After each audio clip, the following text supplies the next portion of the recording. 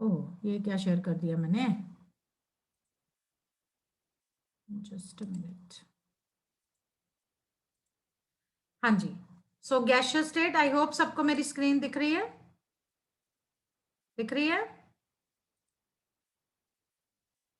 Screen? Yes ma'am. जवाब भी दिया करो अपने ना, जो अपना अनम्यूट वाला बटन है उसके पास अपना हाथ रखा करो।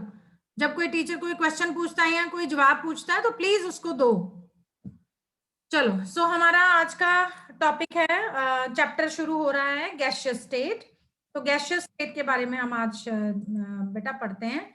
तो गैसियस स्टेट में जो आप लोगों ने पहले पढ़ा हुआ है वो कुछ लॉज पढ़े हुए हैं, ठीक है? +1 में था शायद ये चैप्टर, तो इसमें आपने लॉज पढ़े हुए हैं, laws, gas laws, Boyle's law, Charles law, Avogadro's law, ठीक है, Dalton's law of partial pressure, right, Graham's law of diffusion, right, ये सारे आपने लॉज पढ़े हुए हैं, ठीक है? तो उन लॉज के बेसिस पे एक्चुअली वो जो लॉज थे वो एक्सपेरिमेंटल ऑब्जर्वेशंस के बेसिस पे थे। So it was earlier observe that the gas laws, ये जितने मैंने गैस लॉज बोले हैं, Boyle's law, Charles law, Avogadro's law, were based on experimental observation. So the theoretical foundation और मैथमेटिकल रिप्रेजेंटेशन वाज मिसिंग। तो इसकी जो थ्योरेटिकल या मैथमेटिकल रिप्रेजेंटेशन थी वो नहीं थी इसमें। So basic ideas of the workers to explain the behaviour of gases was called kinetic theory of gases. तो फिर काइनेटिक थ्योरी ऑफ गैसेस के पोस्टुलेट्स, अजम्पशंस प्रपोज किए गए, उसका बेसिक आइडिया वर्कर्स ने बिहेवियर ऑफ गैसेस को explain करने के लिए दिए, और उन आइडियाज को हम कहते हैं kinetic theory of gases. This is called kinetic theory of gases, and this theory succeeded to attain a rigid mathematical form due to the efforts of Joule, Kronig, Clausius, Maxwell, Boltzmann and many others, ठीक है? तो सबसे पहले ये जो kinetic theory of gases थी, it was actually proposed by, मैं बताती हूँ आपको, it was actually previously it was proposed by Bernoulli in 1738.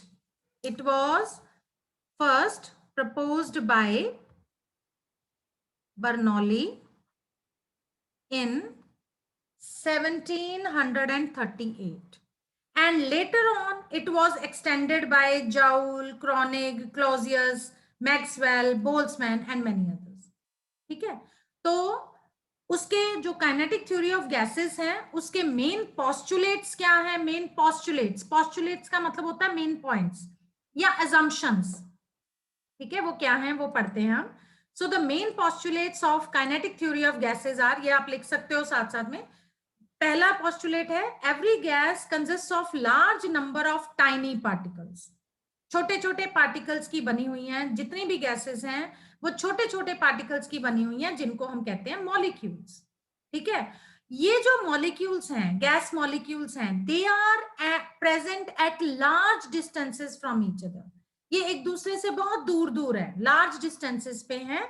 Large distances पे होने के कारण इन गैसेस का जो वॉल्यूम है, एक गैस मॉलिक्यूल का जो वॉल्यूम है, it is negligible when compared to the total volume of the gas, ठीक है? तो एक गैस मॉलिक्यूल का volume is negligible in comparison to the total volume of the gas, and for the same gas all molecules are of same size and मास।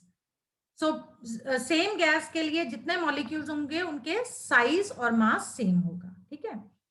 क्योंकि ये large distances पे हैं और ये जो मॉलिक्यूल्स हैं they are not at rest, they keep on moving, so these gas molecules are always in a state of rapid zigzag motion, they keep on moving, they are in random motion in all the direction, और उनकी ये जो direction होती है वो zigzag motion होती है, and these molecules collide with each other and with the walls of containing vessel.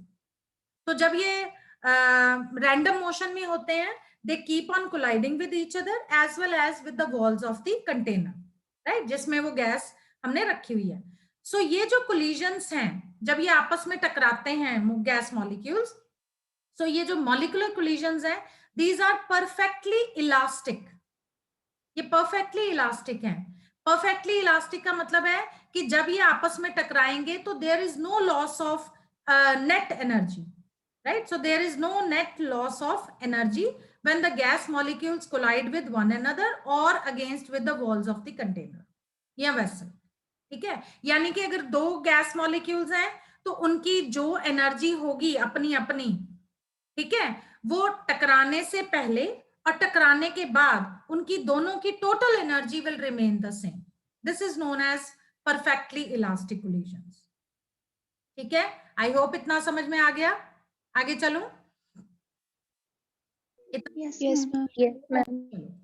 Next point है, क्योंकि ये गैस मॉलिक्यूल जो है ये बहुत दूर दूर हैं, they are at large distances, so there are no attractive or repulsive forces between them.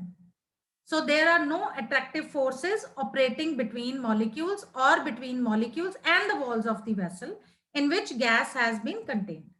ठीक है, the molecule move independently of one another.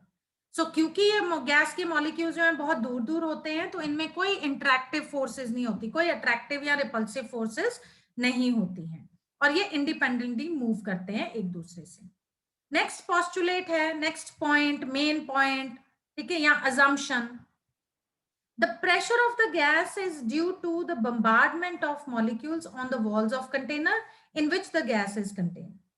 जो गैस का प्रेशर होता है वो किस वजह से डेवलप होता है? वो गैस का प्रेशर जो होता है that is due to the bombardment. Bombardment का मतलब है स्ट्राइकिंग, स्ट्राइक करना, टकराना, ठीक है, of molecules on the walls of container, container की वॉल्स के साथ, ठीक है, जिसमें उसको गैस को रखा गया। सो उसकी वजह से जो प्रेशर है गैस का वो क्रिएट होता है। Then last postulate is average kinetic of energy, kinetic energy of gas molecule is directly proportional to absolute temperature. ये जो गैस मॉलिक्यूल्स हैं इसकी average kinetic energy that is directly proportional to absolute temperature. Now what is absolute temperature? पता है किसी को what is absolute temperature? Absolute temperature का मतलब है temperature in Kelvin. When temperature is measured in Kelvin, ठीक है, यूनिट, केल्विन यूनिट अगर हम यूज करें तो उसको हम एब्सोल्यूट टेम्परेचर कहते हैं, right? So what is absolute temperature? कौन बताएगा? बोलो जरा, बताइए, कौन बोलेगा? When the temperature is measured in Kelvin. हाँ, when the temperature is measured in Kelvin, जब हम टेम्परेचर को केल्विन में मेजर करते हैं that temperature is called absolute temperature. और absolute temperature is always denoted by capital T, ठीक है? जो डिग्री सेल्सियस वाला टेम्परेचर होता है उसको हम स्मॉल टी डिग्री लिखते हैं, ठीक है? तो capital T means absolute temperature and this means that average kinetic energy of molecule is same at given temperature. इसका मतलब है कि एवरेज काइनेटिक एनर्जी जो है मॉलिक्यूल की वो सेम होती है एक पर्टिकुलर टेम्परेचर पे। सो ये है बेटा 7 postulates of kinetic theory of gases. I hope इतना सबको समझ में आ गया। आगे चलूं? Yes, ma'am. इतना समझ में आ गया? ठीक है। नेक्स्ट है काइनेटिक गैस इक्वेशन। अब ये जो assumptions थी काइनेटिक थ्योरी ऑफ गैसेस की, इसके बेसिस पे एक मैथमेटिकल इक्वेशन बनाई गई जिसको हम कहते हैं काइनेटिक गैस इक्वेशन। और यहां से हम ये जितने लॉज हैं, गैस लॉज हैं, Boyle's law, Charles law, Avogadro's law, ठीक है, Dalton's law of partial pressure, Graham's law of diffusion, ये सारे हम डिड्यूस कर सकते हैं, डिराइव कर सकते हैं, ठीक है? So on the basis of assumptions of kinetic theory of gases, a mathematical equation called kinetic gas equation has been derived from which all gas laws can be deduced. और ये जो काइनेटिक गैस इक्वेशन है इसकी derivation हमारे syllabus में नहीं है बेटा, वो आपकी बुक में दी हुई है, बट हमने डेरिवेशन नहीं करनी, हमने सीधा इसकी इक्वेशन लिखनी है। So kinetic gas equation is PV equal to 1/3 mnu square. PV is equal to 1/3 mnu square, where P is pressure of the gas, लिख सकते हो आप लोग, where P is pressure of the gas, V is volume of gas या of container, क्योंकि जो container का volume होता है वही गैस का वॉल्यूम होता है, ठीक है। 1/3 तो कांस्टेंट है। m is mass of gas molecule, mass of gas molecule, n is number of gas molecules, number of gas molecules, and u is root mean square velocity या speed. u is root mean square velocity. हम आगे पढ़ेंगे root mean square velocity, average velocity, most probable velocity क्या होती है, ठीक है। So this is kinetic gas equation, PV equal to 1/3 mn u square, ठीक है, राइट। अब ये जो काइनेटिक गैस इक्वेशन है ये मैथमेटिकल इक्वेशन है जो डिराइव की गई है फ्रॉम द assumptions या postulates of kinetic theory of gases, ठीक है। इससे अब हमने डिड्यूस करने हैं gas laws, Boyle's law, Charles law वगैरह, ठीक है। तो आगे अब करते हैं हम derivation of gas laws from kinetic gas equation. सबसे पहले तो आपको यह पता होना चाहिए कि बॉयल्स लॉ क्या होता है। हाँ जी, बॉयल्स ने गैस की प्रॉपर्टीज की ऑब्जर्वेशन से इन 1960 he formulated a generalization known as Boyle's law। एक जनरलाइजेशन उसने फॉर्मुलेट की जिसको हम कहते हैं बॉयल्स लॉ। बॉयल्स लॉ क्या होता है? Boyle's law states that at constant temperature the volume of given mass of gas is inversely proportional to its pressure, ठीक है। बॉयल्स लॉ कहता है कि अगर टेम्परेचर कांस्टेंट है, यानी कि टेम्परेचर को वेरी ना करें, टेम्परेचर कांस्टेंट रहे, तो जो गैस का वॉल्यूम है of given mass of gas, ठीक है, is inversely proportional to pressure. तो जब भी हम इनवर्सली प्रोपोर्शनल लिखते हैं हम 1/, लिखते हैं, और ये क्या है? दिस इज प्रोपोर्शनैलिटी साइन, ठीक है। सो V इज, मैं इसको मिटा दूं, so V is inversely proportional to 1/P. This is Boyle's law at constant temperature. V, P, T, these are properties of the gases, ठीक है। Volume of gas P is pressure of gas, T is temperature of gas। तो अगर gas का temperature constant करते हैं तो boils law कहता है कि volume of given mass of gas is inversely proportional to pressure, ठीक है। और अब हमने ये वाला जो है बॉयल्स लॉ, इसको according to kinetic gas equation हमने डिड्यूस करना है, राइट। सो एक और तरीके से हम लोग ये बॉयल्स लॉ लिख सकते हैं, that is PV is equal to constant, ठीक है। PV is equals to constant, V is equal inversely proportional to 1/P, या PV is equals to constant. और काइनेटिक गैस इक्वेशन में एक पॉस्टुलेट जो है, जो 7th पॉस्टुलेट है, बहुत इंपॉर्टेंट पॉस्टुलेट है, जो कहता है कि kinetic energy is directly proportional to absolute temperature, यानी कि टेम्परेचर इन केल्विन। तो उसको भी हम ध्यान में रखेंगे और उससे हम डिड्यूस करेंगे। तो सबसे पहले मैं लिख रही हूं काइनेटिक गैस इक्वेशन, जो कि थी PV is equal to 1/3 mn u square, ठीक है, that is mn u square,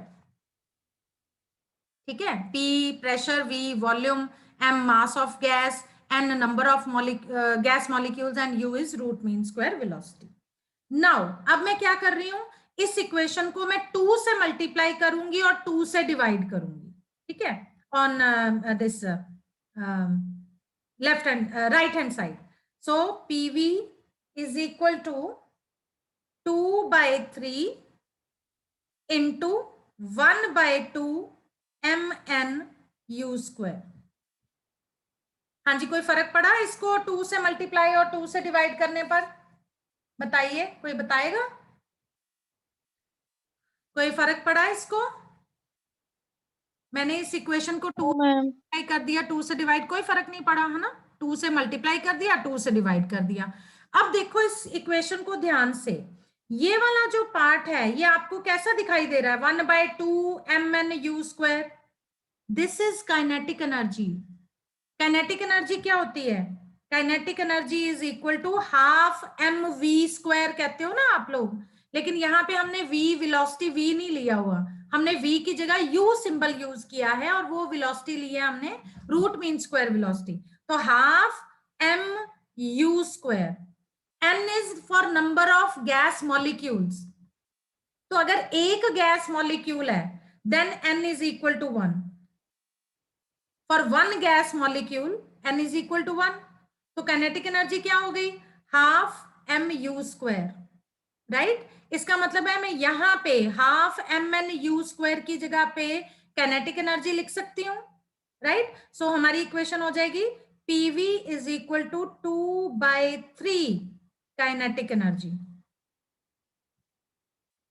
2/3 kinetic energy. इतना समझ में आया? इतना समझ में आया? Yes, ma'am. Yes, ma'am. अब according to kinetic theory, according to seventh postulate of kinetic theory, अब मैं यहां पे लिख रही हूं according to seventh postulate of kinetic क्या था? kinetic theory of gases, right? उसमें क्या था? Seventh postulate, kinetic energy is directly proportional to absolute temperature. That means यहां पे काइनेटिक एनर्जी की जगह पे मैं इसको एब्सोल्यूट टेम्परेचर से रिप्लेस कर सकती हूँ। Therefore PV is equal to 2/3 T, because kinetic energy is directly proportional to absolute temperature. तो काइनेटिक एनर्जी की जगह पे मैं एब्सोल्यूट टेम्परेचर लिख देती हूँ, राइट। अब ध्यान से फिर दोबारा से वापस आए हम बॉयल्स लॉ पे। बॉयल्स लॉ क्या कहता है? बॉयल्स लॉ कहता है at constant temperature PV should be equal to constant, या volume is inversely proportional to pressure. अब यहां पे ध्यान से देखिए, इस साइड पे मैं कलर चेंज करती हूं पेन का। यहां पे देखिए ध्यान से, 2/3 जो है वो तो कांस्टेंट है, एंड व्हेन टेम्परेचर भी कांस्टेंट हो जाएगा तो ये सारी चीज कांस्टेंट हो जाएगी। So when temperature is equal to constant according to Boyle's law, Boyle's law में temperature constant होता है, so that means whole this thing will become constant. That means PV is equal to constant, and this is Boyle's law. यही है ना Boyle's law? ठीक है भाई, Boyle's नहीं, राइट। तो ये सारे स्टेप्स आप डेरिवेशन के आप अपनी कॉपी पे लिख सकते हो, राइट। सो क्योंकि बॉयल्स लॉ में टेम्परेचर कांस्टेंट होता है, तो अगर टेम्परेचर कांस्टेंट है तो ये चीज कांस्टेंट हो गई। 2/3 तो पहले ही कांस्टेंट है, इसका मतलब है PV is equal to constant, that is Boyle's law. और अगर आप एक और फॉर्म में लिख सकते हो, लिखना चाहते हो, तो volume is inversely proportional to pressure, क्योंकि दूसरी तरफ कांस्टेंट चीज है, तो प्रेशर अगर दूसरी तरफ जाएगा तो 1/p हो जाएगा, that this is also Boyle's law. So in this way you can derive या deduce Boyle's law from kinetic gas equation. Is it okay? इतना समझ में आया? इतना समझ? Yes, ma'am. Yes, ma'am. आगे चलूं? Yes, ma'am. Yes, ma'am. Let's continue. चलिए, इसी तरह से हम अब करेंगे चार्ल्स लॉ। अब पहले चार्ल्स लॉ क्या होता है, वैसे आपने पढ़ा हुआ है 11th क्लास में। चार्ल्स लॉ क्या होता है? चार्ल्स लॉ में प्रेशर इज कांस्टेंट, ठीक है। तीनों प्रॉपर्टीज में से प्रेशर कांस्टेंट हो तो volume of given mass of a gas is directly proportional to temperature.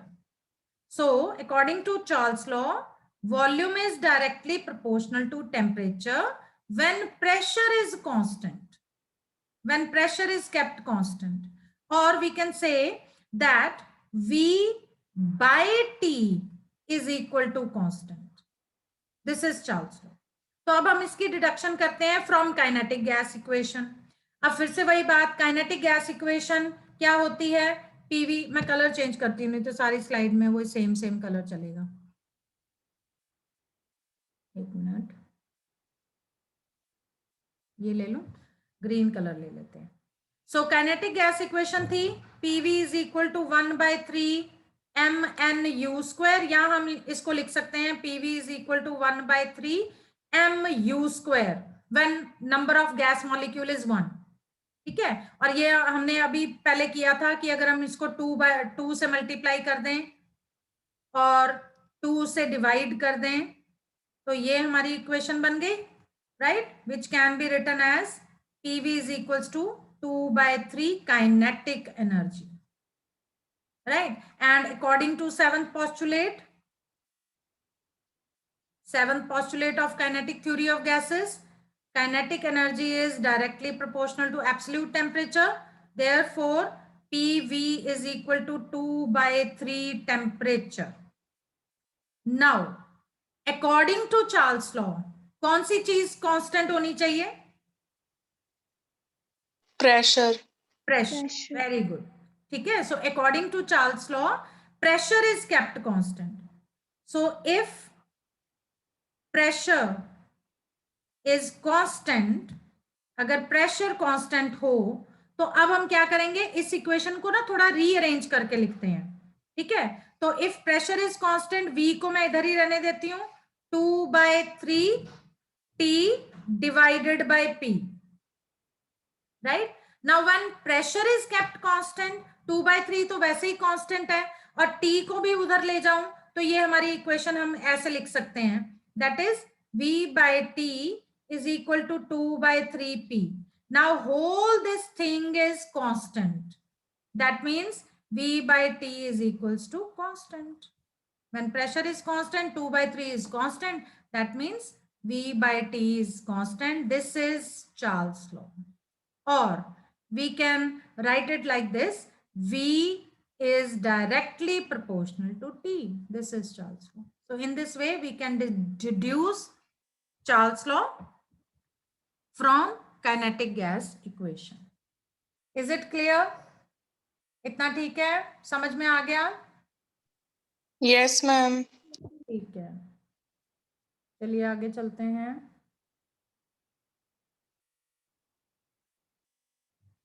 हाँ, चार्ल्स लॉ हो गया। अब होमवर्क मैं आपको दे रही हूँ।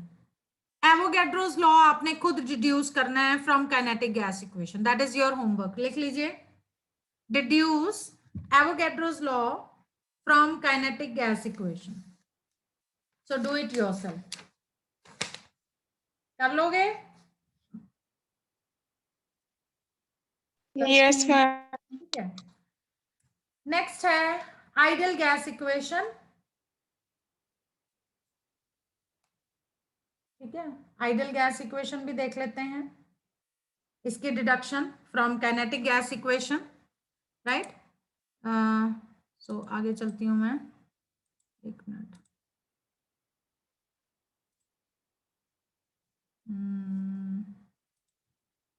Just a minute.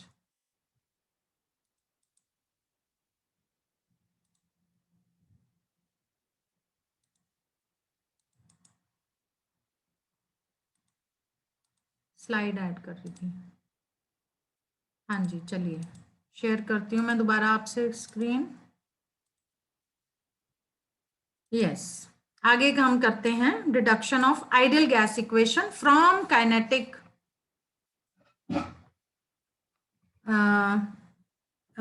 Kinetic gas equation. ठीक है, सो फिर से वही बात, आपको पहले पता है कि आइडियल गैस इक्वेशन आई कैसे थी?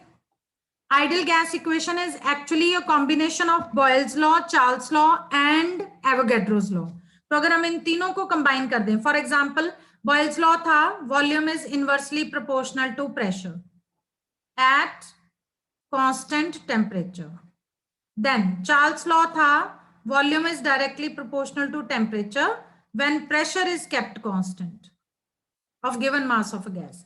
And Avogadro's law क्या था? Avogadro's law is under similar conditions of temperature and pressure, equal volume of all gases contain equal number of molecules. That means V is directly proportional to N. ठीक है, at temperature and pressure, if temperature and pressure are constant या under similar conditions of temperature and pressure.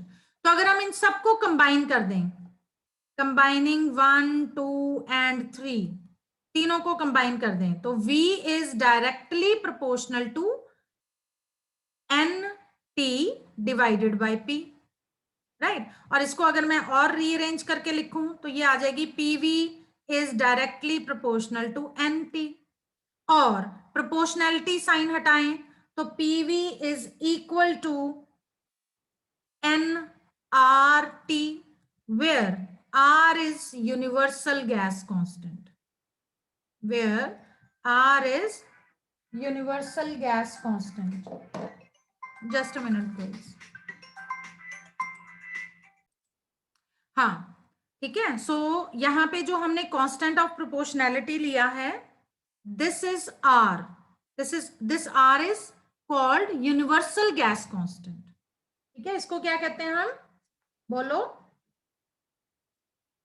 Universal gas constant. Universal gas constant, ठीक है। और इसकी different values होती हैं, जब हम न्यूमेरिकल्स करेंगे तब मैं आपको बताऊंगी इसकी डिफरेंट वैल्यूज। अब हम करते हैं इसकी deduction of this ideal gas from kinetic gas equation, ठीक है। तो काइनेटिक गैस इक्वेशन क्या थी, फिर से हम लिखते हैं, PV is equal to 1/3 mNu²। This is kinetic gas equation, और हमने ऑलरेडी कर लिया था कि PV is equal to 2/3 kinetic energy के बराबर होता है, 2 मल्टीप्लाई करके 2 से डिवाइड करके, ठीक है, right. And kinetic energy is directly proportional to temperature, right. तो अगर मैं यहाँ पे प्रोपोर्शनैलिटी साइन हटाऊं यहाँ पे, तो kinetic energy is equal to KT। Now यहाँ पे K क्या है, K is constant of proportionality, constant of proportionality, ठीक है, where K is constant of proportionality. इसको हम बोल्ट्जमैन्स कांस्टेंट भी बोलेंगे बाद में, ठीक है, राइट। सो अब यहाँ पे काइनेटिक एनर्जी किसके बराबर है, KT के बराबर। सो इस KT को अब मैं यहाँ पे पुट कर दूंगी। सो अब हमारी इक्वेशन बन गई PV is equal to 2/3 KT। Is it okay, right. अब यहाँ पे देखिए ध्यान से, 2/3 भी कांस्टेंट है, K भी कांस्टेंट है ना, तो let it be another constant.